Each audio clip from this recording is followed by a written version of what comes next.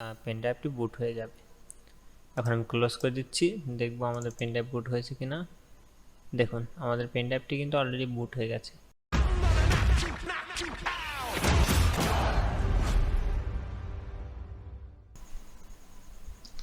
Welcome guys, আজকে আমরা দেখাবো যে কীভাবে আপনারা উইন্ডোজ বুট করবেন। সো ফার্স্টে আমরা কী করবো, ফার্স্টে আমরা রুফুস ডাউনলোড করে নেব। উইন্ডোজের সবথেকে বড় যে সফটওয়্যার রয়েছে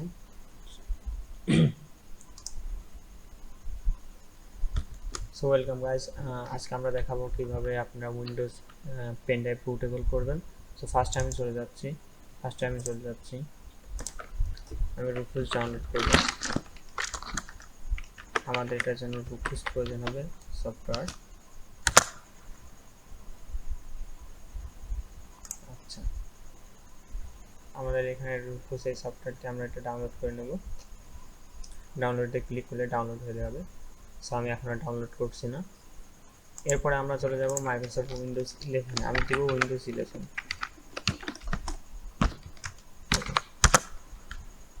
উইন্ডোজ 11 ডাউনলোড করার সময় আমি কী করবো, এখানে ফার্স্টে আমরা একটু লক্ষ্য রাখবো, এখন যদি আমি ডাউনলোডে ক্লিক করি তাহলে আমি ডাউনলোড করতে পারবো না। সেক্ষেত্রে আমার ফার্স্টে কী করতে হবে, আমি ফার্স্টে ইন্সপেক্টর গিয়ে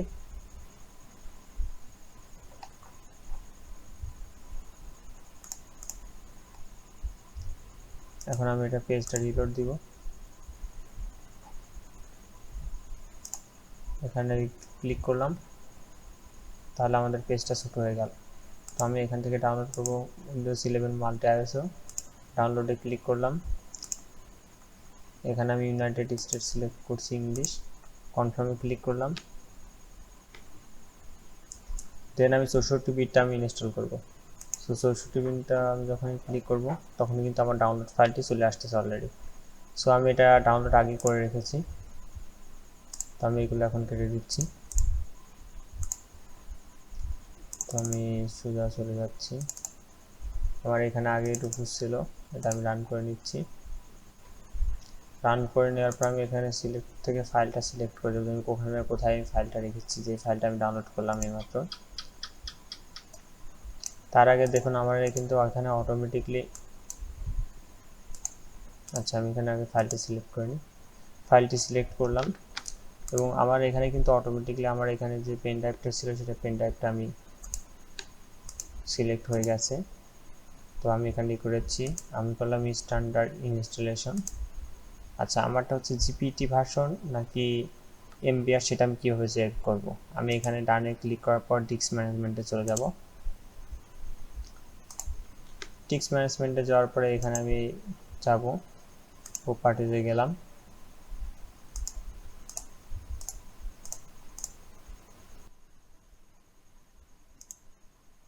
এখানে প্রপার্টিজে গেলাম, যাওয়ার পরে আমারটা হচ্ছে কি স্ট্যান্ডার্ড ডিস্ক ডিভাইস।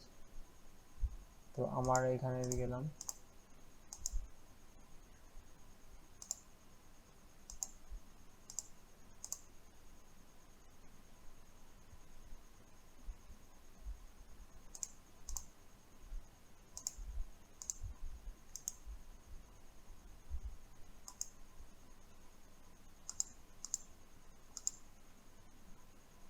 আমারটা হচ্ছে এখানে আমি ভলিউমের আর পার্টিশন টেবিল বা জিটিপি, আমারটা হচ্ছে জিটিপি ফরম্যাট। সো আমি এখন ফাইলটা জিটিপি ফরম্যাটে রয়েছে, আমি এখানে ক্লিক করব। ক্লিক করার পরে আমি প্রপার্টিজে যাব এবং ভলিউমে ক্লিক করার পর দেখুন আমাদের গাইড পার্টিশন টেবিল বা জিপিটি। তো জিপিটি ফাইলটা আমি সিলেক্ট করে দেবো।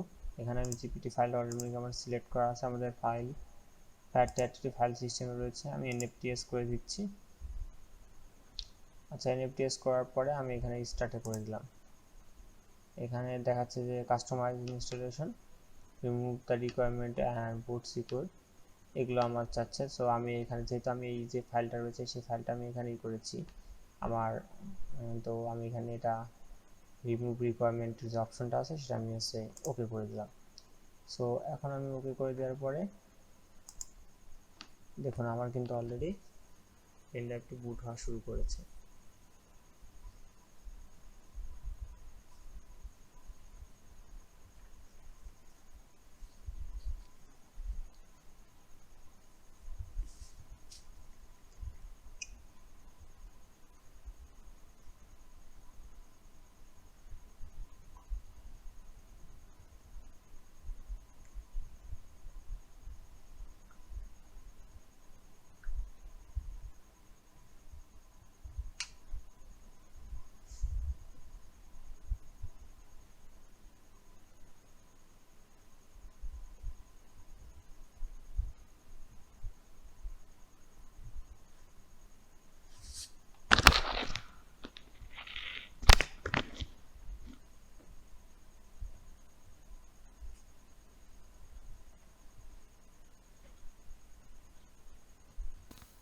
সো আমি উইন্ডোজ 11-এর ক্ষেত্রে আমি এখানে যে অপশনগুলো আসছে রিকোয়ারমেন্ট থাকে যে উইন্ডোজ 11 ইনস্টল হতে হলে পরে 4 GB র্যাম থাকতে হয়, সিকিউর বুট এবং TPRM 2.0 উপরে থাকতে হয়। সো এই রিকোয়ারমেন্ট যাতে আমার কাছে না চাই এই জন্য আমি এটাকে রিমুভ করে দিলাম।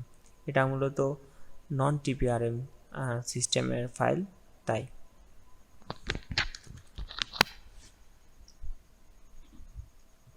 আপনারা যদি উইন্ডোজ 10-এর নিচে দেন তাহলে সেই ক্ষেত্রে চাইবে না।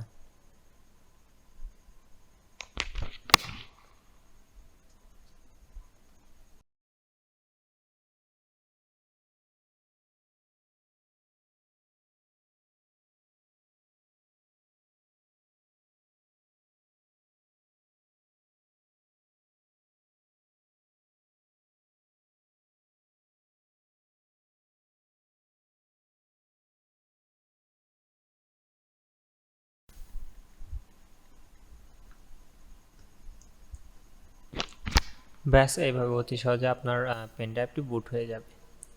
এখন আমি ক্লোজ করে দিচ্ছি, দেখবো আমাদের পেন ড্রাইভ বুট হয়েছে কিনা। দেখুন আমাদের পেন ড্রাইভটি কিন্তু অলরেডি বুট হয়ে গেছে। এখন যদি আমি এটা বের করে কম্পিউটার থেকে বের করে আবার অন করে অথবা রিস্টার্ট দিই তাহলে কিন্তু আমাদের উইন্ডোজটি পেয়ে যাবে। সো ধন্যবাদ সবাইকে। আর আরেকটা জিনিস অবশ্যই খেয়াল রাখবেন। ধন্যবাদ সবাইকে।